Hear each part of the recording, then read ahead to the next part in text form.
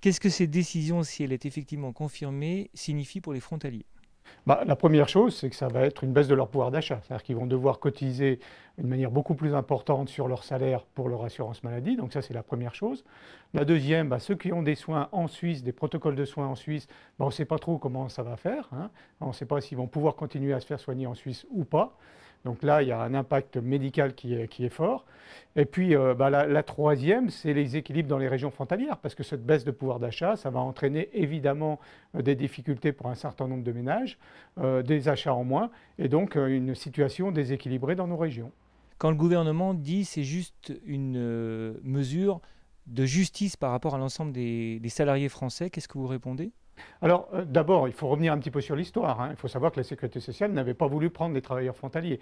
Si aujourd'hui ce régime existe, c'est parce qu'à un moment donné, il y a eu un défaut de l'État.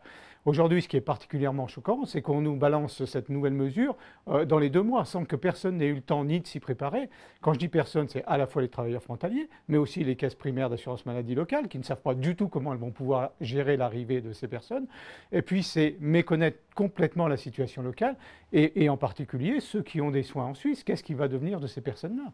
Quand même, l'idée de justice avec l'ensemble des Français, ça interpelle.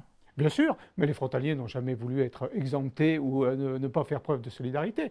On avait jusqu'à mi-2014, c'était ce que les accords bilatéraux avaient prévu, pour discuter, se réunir autour d'une table et réfléchir autour de cette problématique. On était tout à fait prêt à en parler et à faire des avancées de part et d'autre. Là, on est devant un diktat, on nous annonce en plus des chiffres qui sont complètement fallacieux, c'est inadmissible. Clairement, quels seraient vos chiffres? Alors, quels sont les chiffres que vous remettez en cause? Bah, c'est-à-dire que le gouvernement nous dit que ça va permettre d'engranger 400 millions de recettes supplémentaires.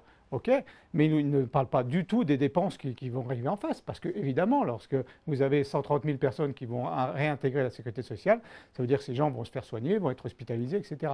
Donc il n'y a aucune notion du solde final de cette opération. On met qu'en avant, et on comprend bien pourquoi, hein, il faut trouver 20 milliards, donc on met que les recettes, on oublie de mettre les dépenses. Vous dites aussi, finalement, il n'y a pas que des gros salaires en Suisse, contrairement à ce qu'on pourrait penser. Les petits salaires, entre guillemets, qui sont quand même plus importants que ceux qui sont en France, vont payer l'addition. Bah, bien sûr, ça sera beaucoup plus difficile pour les personnes qui ont un salaire modeste, même si c'est un salaire frontalier, que ceux qui ont des salaires importants. Et c'est cette population-là qui risque de souffrir et et ça va poser des problèmes dans nos régions. C'est une évidence. Alors, en termes de chiffres, on passe de 8% à 13%, c'est ça globalement? Alors, aux dernières nouvelles, parce qu'on n'a pas réussi à avoir aucun contact avec le gouvernement, c'est vraiment porte close, hein. On n'a des nouvelles que par voie de presse, ce qui est quand même un peu fort. Il semblerait que le taux passerait de 8 à 13,5%. Quels peuvent être vos leviers d'action à partir de maintenant? Est-ce que les choses changent dans la négociation en cours?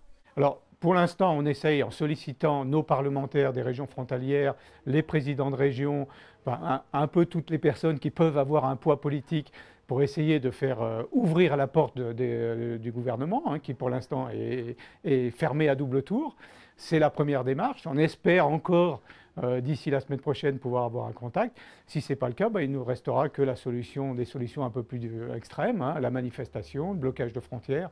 On va voir, on va réfléchir dans les jours qui viennent.